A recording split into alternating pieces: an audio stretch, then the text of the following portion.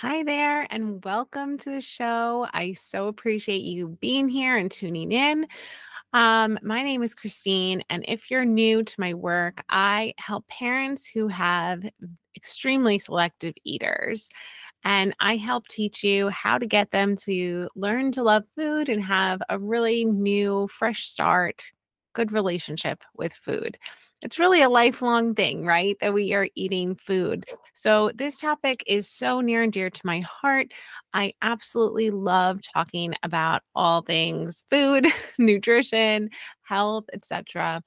So, as a speech pathologist, by trade, by training, I suppose you can say, um, but I have integrated a lot of different aspects of other professions along the way, taking various courses and just taking really an interest in other sort of, I guess, more holistic options, right?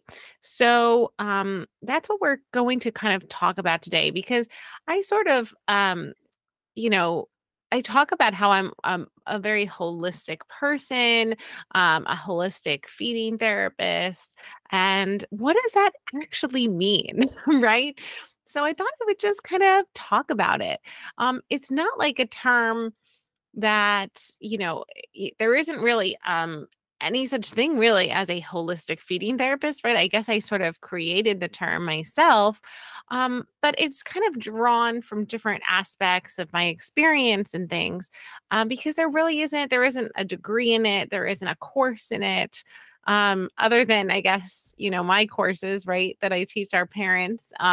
But you know, holistic is a word I feel like that people are getting familiar with as they talk about more functional medicine and they learn more about alternatives to Western medicine, right?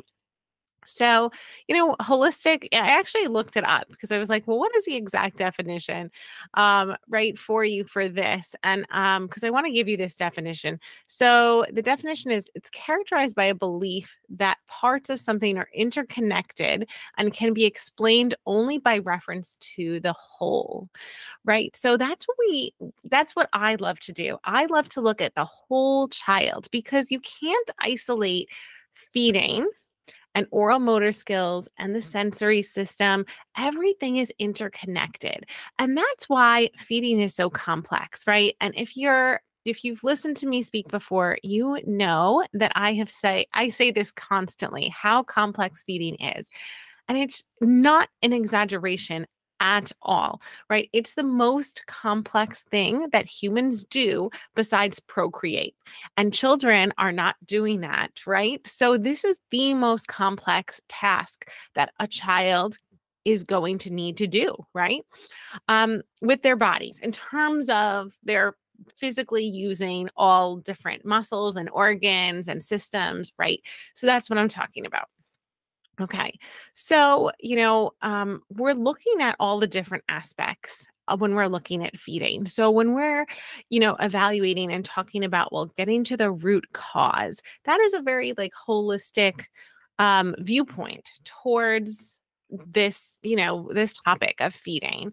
And we don't want to just look at them physically putting food in their mouth and how their mouth manipulates that food, right? That's one piece of it, but we also want to look at emotionally. How are they very tied this fear to food?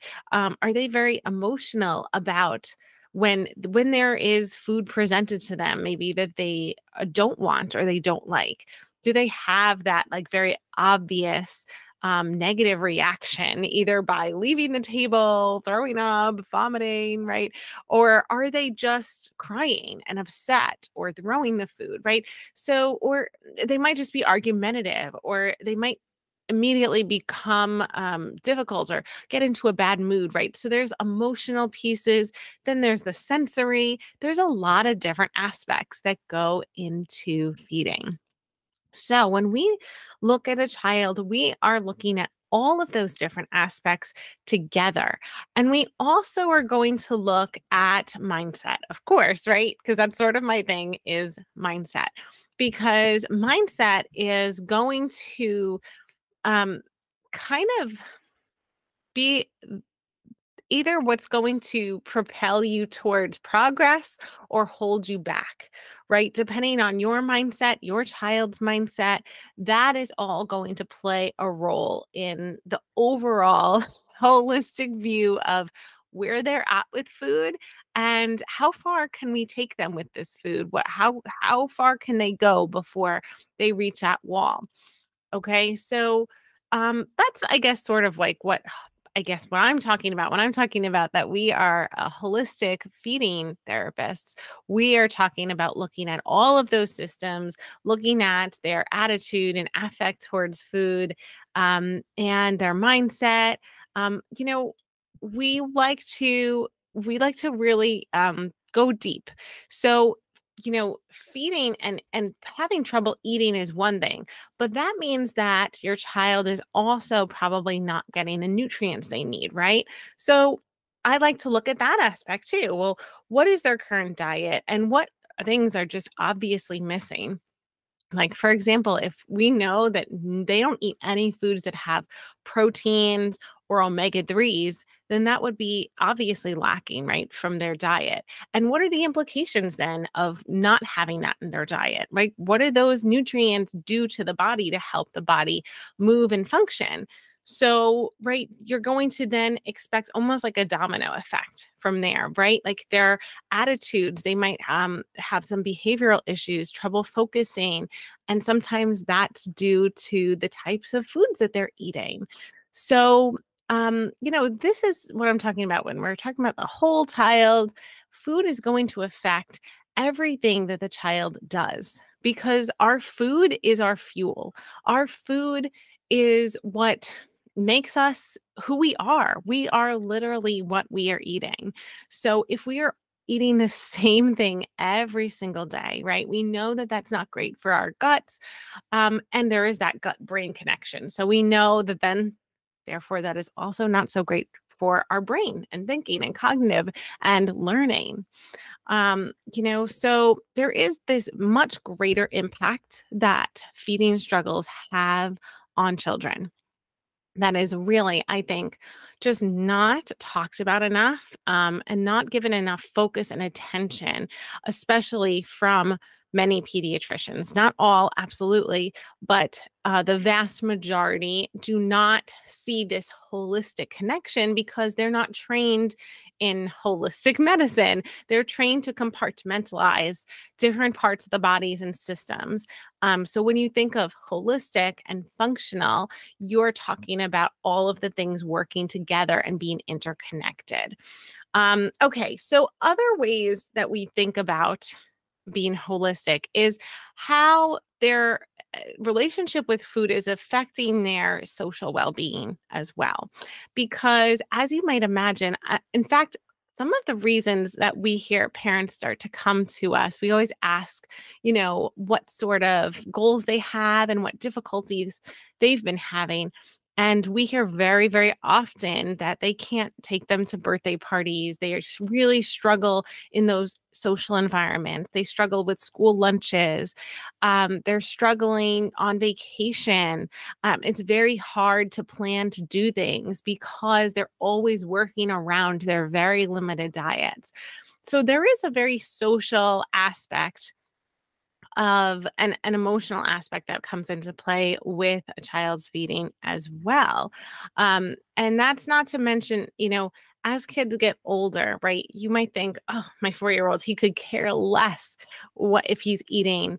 But as kids get older, we do tend to hear from the kids that they're ready to try new foods. They don't want to be stuck like this anymore because socially it is starting to have some negative implications, meaning maybe their friends are all going out to eat and ordering food and just sort of looking at them like, why do they always order chicken nuggets? Why don't they eat like some of the foods that we're eating? Or going on dates or getting jobs and going to dinner parties or conferences or events where there is food and just that having to eat in front of people, right? So sometimes as kids start to grow up, it's more of the kids coming forward and asking their parents for help with this because they don't want to stick out anymore, right? So there is some social implications that happen, across the age span as kids are growing, um, that are affected by the food as well. Um, Now, okay, let's talk about a few different issues that also come up when we're looking at the whole child here. Medical conditions, right? So we're always thinking about gut issues, food allergies, food sensitivities, sensory processing disorders, and different medications that the child is taking. It has happened very commonly that we are hearing kids are on medicine for constipation, kids are on medicine for anxiety, they're on medication for their ADHD. And well, what are the implications of that on their gut and on feeding? And very often there are some pretty serious implications. Especially even the reflux medication like a Prilosec or some other similar brand of medication. But looking at those medications, why are they on them? How could we get them off of them and in a more natural way, um, mitigate the symptoms that they're having without having to use those heavy duty drugs? Because those heavy duty drugs are having side effects, but it not just even side effects like, maybe dizziness or things like that. I'm talking about side effects on their gut. Right. And the very thing that sometimes we are trying to help fix, sometimes those medications can actually make things a little bit worse depending on what they are. But whatever the medication is, we really are looking at, well, let's step back a minute. Why are they on it? How much are they on? Is there another solution we can come up with? Can we help balance things in a different way to take that holistic approach? And we don't want to see kids on medication. We don't always know what the effects of that medication are going to be, 5 years from now, 10 years from now, 15 years, 20 years from now, because most of the medications that kids are getting today, kids used to not be getting these medications until they were almost adults, right? So take Miralax, for example, constipation medication is given. And of course, a lot of doctors will say, well, it's short term, it's temporary, it's not meant to be long term.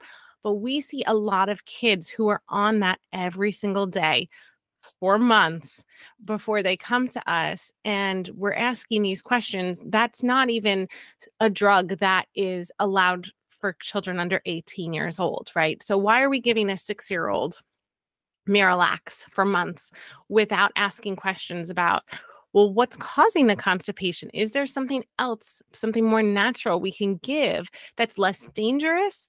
Right. So we ask a lot of questions, and you should be too. As the parent, you are your child's best advocate. You know them best. You want the best for them. I know you do.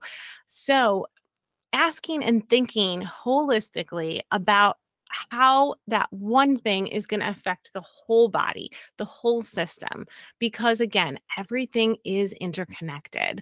And that's what I love about functional medicine. That's what I love about being in this like holistic community and learning with these amazing professionals and doctors and nutritionists and people in this sphere of knowledge, because they do look at all of how all those pieces of the puzzle fit together, because you can't separate out all of the different parts of the body. You just can't. And as much as Western medicine tries to do that, they have failed very miserably, in my opinion. Of course, there's some miracle life-saving things out there that it's like, well, thank God for modern medicine. And I'm not going to discount those things, but generally, the population is ill and getting iller. And that has been the predominant right source of where everybody goes when something happens, you don't feel good, you get a medication, you go to the doctor, they give you a medication. So it's not like wow, everyone's doing so great thanks to modern medicine, right? It's more like, well, why have we gone downhill since implementing a lot of these things and adding more medications and, adding all of these things that don't even uh, don't even like really make sense sometimes when you put them together. And a lot of times again, it's because people are looking at compartments. They're looking at only the gut and they're only looking at certain aspects of the gut and they're not thinking about all of the other things that might be taking place in the body that might be impacting the gut, right? So they try to put little band-aids on things like giving this medication or trying this out or there's there's very few tools that they have in their toolbox besides a medication. So we really want parents to think open-mindedly, holistically, outside the box of putting all of these pieces together for your child.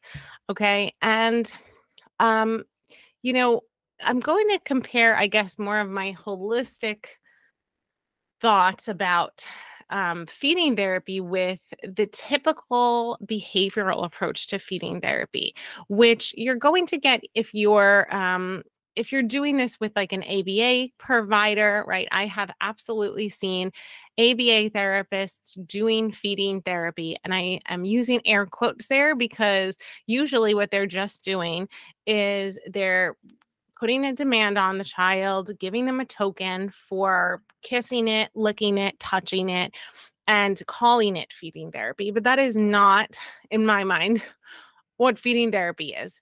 I feel like I used to do that. I know better now, and I don't do that anymore.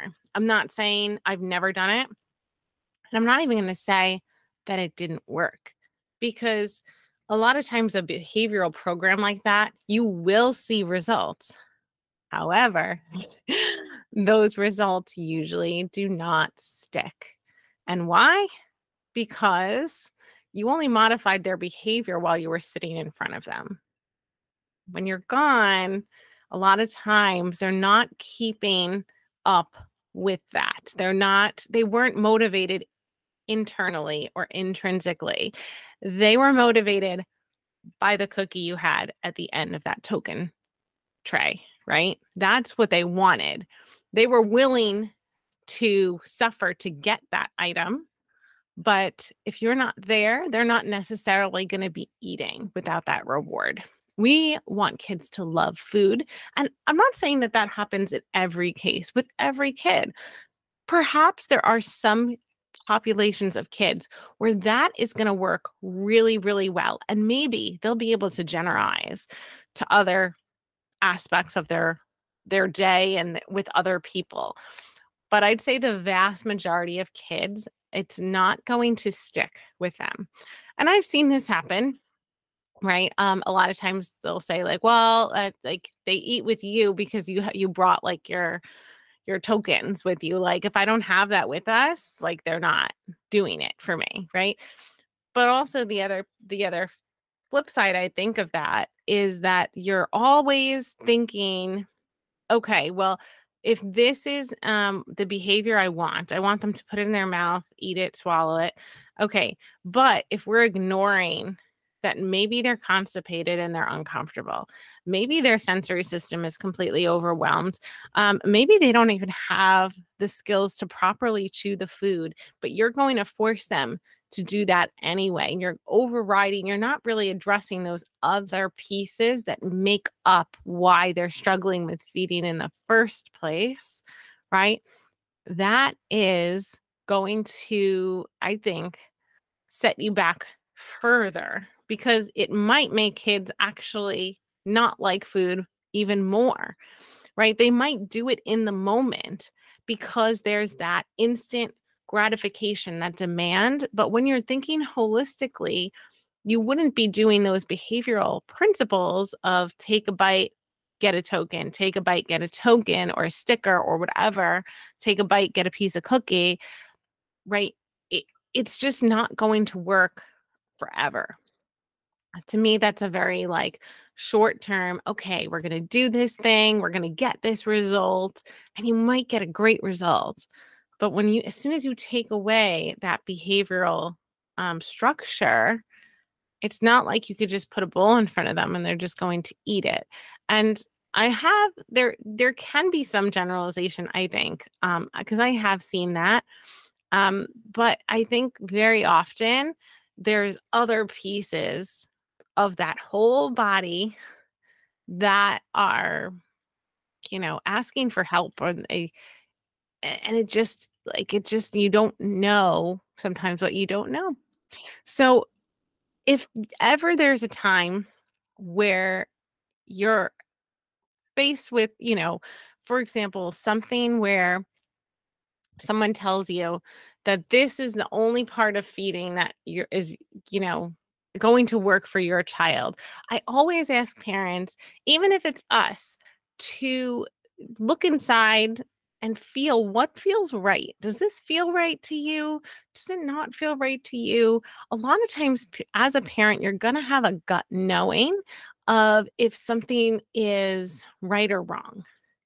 And just because I say it's right doesn't mean you should just do it. We like to present parents with the facts. This is what we're seeing, this is what we're finding.